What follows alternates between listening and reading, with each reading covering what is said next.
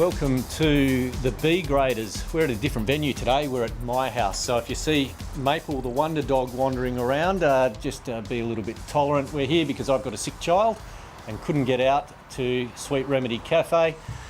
But once again, we have got a little bit to talk about, local and international. And I suppose, Matt, first thing we need to talk about is Ghent-Wevelgem.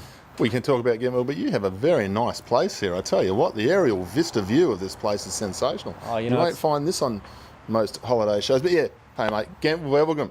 Greg Van Avermaet is starting to become the man of the year. I know, Sagan. We all love Sagan, but fantastic weather in Belgium at the moment. Probably the best it's been for quite a long time.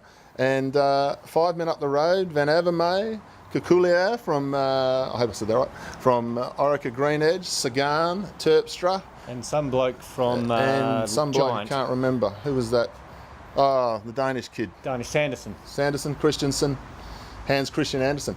He was going very well. But Sagan says to Terpstra, follow the wheel. Terpstra says, no, you follow the wheel. You're the champ. Sagan says, in his mind, he can decide who's going to win the bike race.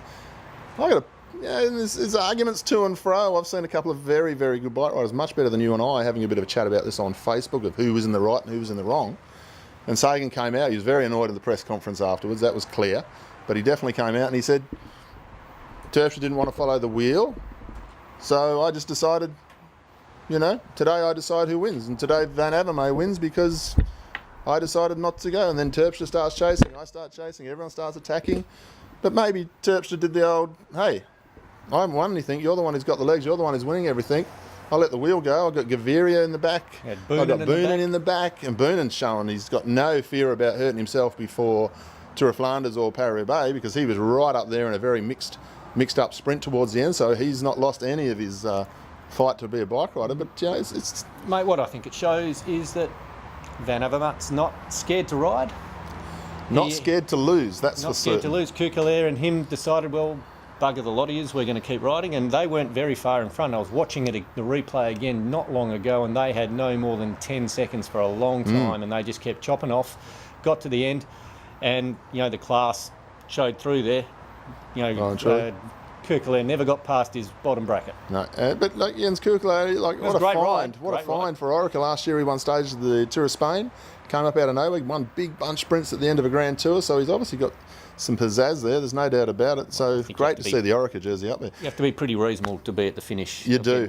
I tell you who is pretty reasonable. They've had the Volta a Catalunya going on at the moment, and Alessandro Valverde has been just having the Indian summer of a cycling career, hasn't he? Oh, it's going back to days gone by, I reckon. I mean, he has... Oh, hang on. Is that an innuendo? No, it's no innuendo at all. Yeah, it's just the best he's been going for a long time. Although last year or the year before, he did finish third in 2 Grand Tours. Yeah. So he's the man's all class. Class. Absolutely. Sprint, climb. Going around his hometown, his home area, why wouldn't he want to win? Well, that's right. Imagine if that guy could time trial. He'd go right. He would have won 5 Tour de France if he could have time trial. 2,000 metres in climbing as well. Because he seems to get to 2,000 metres and then falls off the cliff where everyone else keeps going. So I'm about the same when I get to 50. I'm about 50 metres. I'm not much further than that, really. Yeah. The women that we follow have been racing too, Matt. They had the Dwars de Vlaanderen, or Race Across Belgium, as it's called. Yeah, and the men had a race there too, but our girls were there. Jess Allen once again on the front, working hard. Not the best result for Orica. Our WNT girls, Bet Carter finished mid-pack, first race on the cobbles. She did very, very well considering 2 or 3 of her teammates fell off in the neutral zone and ended up in hospital. These things can happen. They do happen. We had a crash in the girls' race here. Oh, did we have a crash in the girls' race? All I got to say, who knows who's at fault? No one's really at fault most of the time, but you got to look after each other.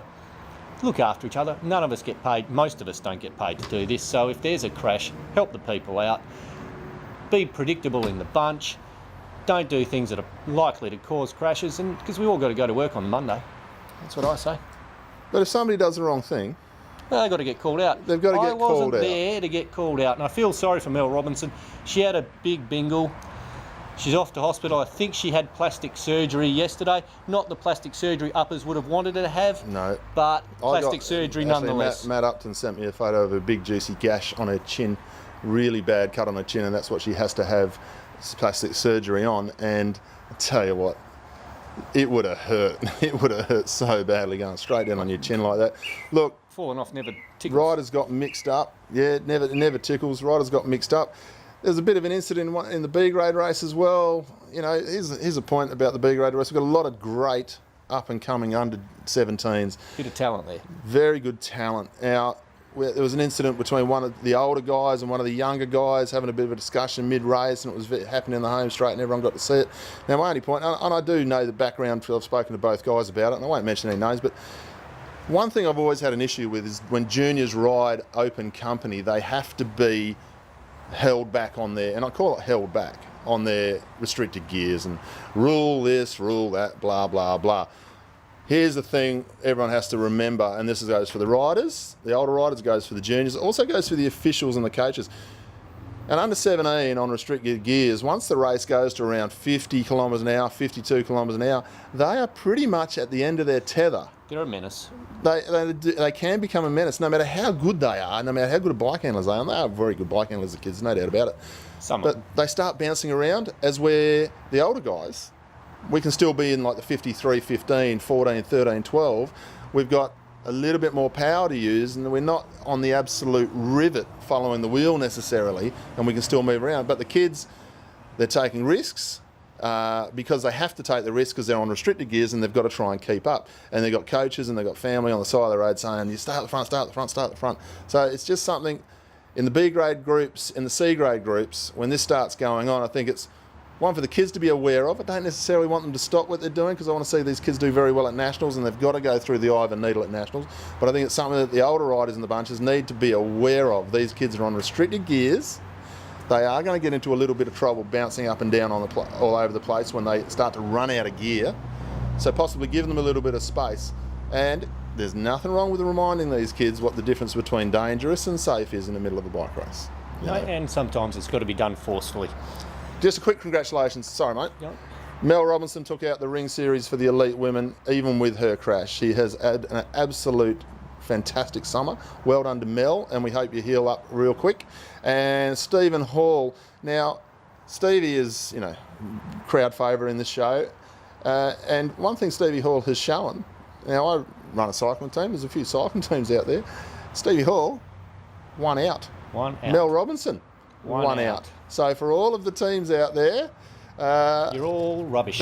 No, you're not all rubbish. Not all rubbish. A lot of you. But what it does show is you don't have to be in a team to be the best bike rider on the track. Simple as that. The legs will always do the talking. They will. And you mentioned rules and regulations before. I've had a couple of emails about Commissaires, and we had one a few weeks ago about people crossing the double white line at Pemberton. I had another one from a rider asking why the Commissaires aren't consistent. And I've spoken to one of the better Commissaires around town this week, and they want to be consistent. You've got to remember, guys, these guys do it for very little, if no payment. They love the sport as much as we do. And I've had my fair share of run-ins with Commissaires. I questioned Bubba Bentine's parentage once and asked him to take up sex and travel. Got fined for it, and fair enough. But these guys give up their time, and without them we wouldn't have any racing. They're trying to be as good as they can be. They're trying to spot everything, but they can only act on what they see, Matt. They can only act on what they see. However, there are a couple of rules that could come into play, I think, in WA racing. When we're running most of our races here in WA, we get what's called suspended traffic rules for the left-hand side of the road. Yep. Now, what that basically allows us to do is go more than two abreast, racing a bunch and all that sort of stuff. What we're not allowed to do, and what can jeopardise our road permissions, is crossing over the white line, double white line, broken white line. We're not allowed to go on the right-hand side of the road, according to those things. Slight road closures in place, different story, okay, but on the just the majority of it, I think it's time for the Race Management Committee of WA Cycling to bring the rule in, and the Commissaires Commission to bring in the rule in. If you go over the white line, if you go onto the right-hand side of the road, you're disqualified. No warnings, no more fines. This idea of fining riders is just to add to the bank balance of Cycle Sport WA, is just putting everyone off, and people don't turn up the next week because they're not spending. They get fined 50. We had a mate of ours at Collie the Lowry a year or two ago get fined 50, get fined 100, and found out about it 2 days later. 2 days later, you know. So I think it's, you know, New South Wales do it, Melbourne do it, Queensland have done it for many, many years. Left-hand side of the road means just that. If riders go over, the commissaires need to be real clear on the day. If you get caught going over the white line, you are disqualified. Well, that's it. Mind you, that mate of ours did chat the commissaire after he got fined the first time, so the second fine was more for calling the commissaire. Oh yeah, look, as Matty said at the start, you know, these people are well and truly underpaid. Number one, I would certainly not do the job. I did my qualifications to be a commissaire many, many years ago. I certainly wouldn't be standing on the right side of the road copping the abuse that the commissaires do cop. When you're dealing with a commissaire, you have to take the attitude that the commissaire is the policeman. Don't say anything to a commissaire that you wouldn't say to a policeman when you're pulled up by a policeman, because if you're going to answer back that sort of authority, you're better off not racing. You're better off not being in the sport. So be respectful. So you don't say I can smell bacon? Unless you're having breakfast. Okay, fair enough. Hey, we had the AVCC Masters State Criterium Championship. State or club? Well, it's a state because there's only one club. Good point. So they had the championships up in Wangara, run by Wayne Lally and Mel. Yep, Mel Davis. Mel Davis. They put in more work in this sport in this state than most. Maybe Dan O'Donoghue, who does an equal amount.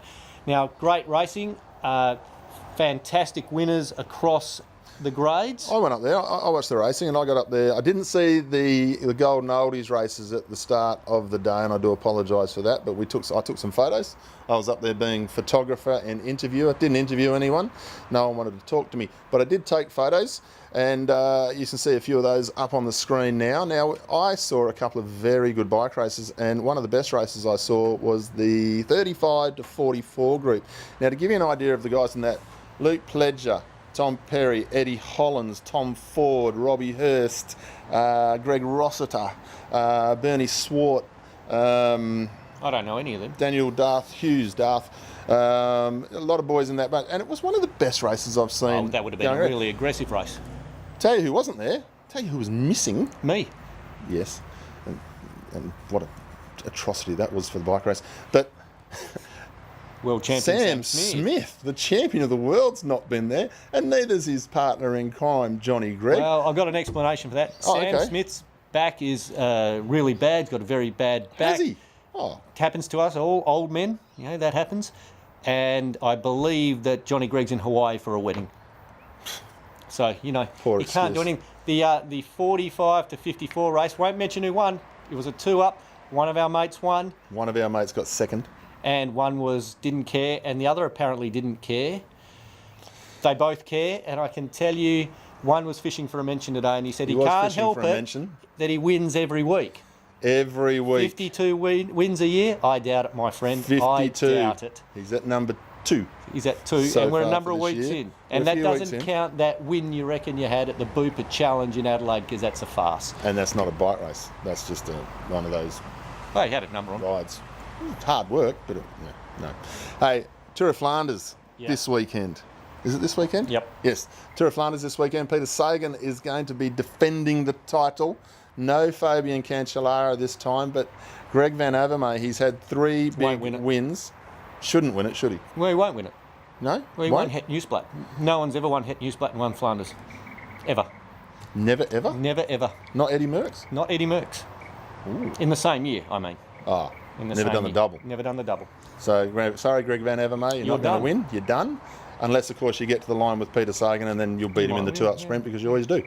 Other people to watch there? Sepp Van Mark. Sepp Van Mark. That's Matt Tognini's pick. Sepp Van Mark. I'm going to go with the good money. Oh, we got the cameraman, Scotty, on the background pointing at his chest saying, oh, Sepp Van Mark. We've got experts here. Sagan will win. Sagan will win. That's Adam Scott's thumb for everyone playing at home. Sagan's going to win, because I think what happened at Gent Wevelgem has just pissed him off enough to make him go, nah, okay, I'm just going to be a little bit more serious for this one. And local boy Luke Durbridge to top 10. Oh, local boy Luke Durbridge.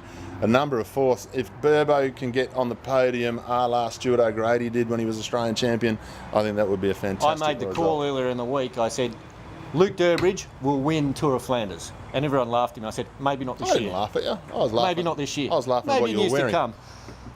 We move on. Knock the great man. We move on. The Indian Pacific Wheelrace is still going, and our mate, cycling maven, follow him on YouTube. He's got some of the best videos going. He puts a video up every day. Mark Ferguson, I tell you, he has done the video where he's almost pulled out in the Indian Pacific Wheelrace. He's had his mate Rupert Guinness alongside him. He's drunk beer. He's drinking anything he can get his hands on, eating anything he can get his hands on. And then today I saw a very nice video that he posted today. It was 24 degrees and no wind and weather was great. And when he was posting this, he says, I've done about 230, 240 Ks, and he's going to try and finish off with about another 80K today. And he's riding along like he's fresh as a daisy. And like, he's just past halfway in this thing. One of the ladies doing this, she was going great guns at the start, got sick out on course. They got her back to Fremantle, and just the other day she started again. So she's gotten over the illness and she started again. So she could have gone back to where she pulled out and started, but she wanted to start it at the beginning and go again. And they reckon she will, even starting a week late, will finish midfield. That's just amazing. Of course, she wanted to go back to the start because you're not allowed outside assistance for this. So that's the whole purpose of her going back there. Anyway, look, any feedback for us? matt1@iinet.net.au. Follow the Indian Pacific Wheelrace on Cycling Maven's YouTube channel. Follow us on our YouTube channel. Any feedback would be great. Thanks very much for your company today. We've enjoyed it. We'll probably be back at Sweet Remedy next week. Hopefully. Then we'll get a coffee. Yeah, maybe a it. cupcake. Cheers. See you See later. you, folks.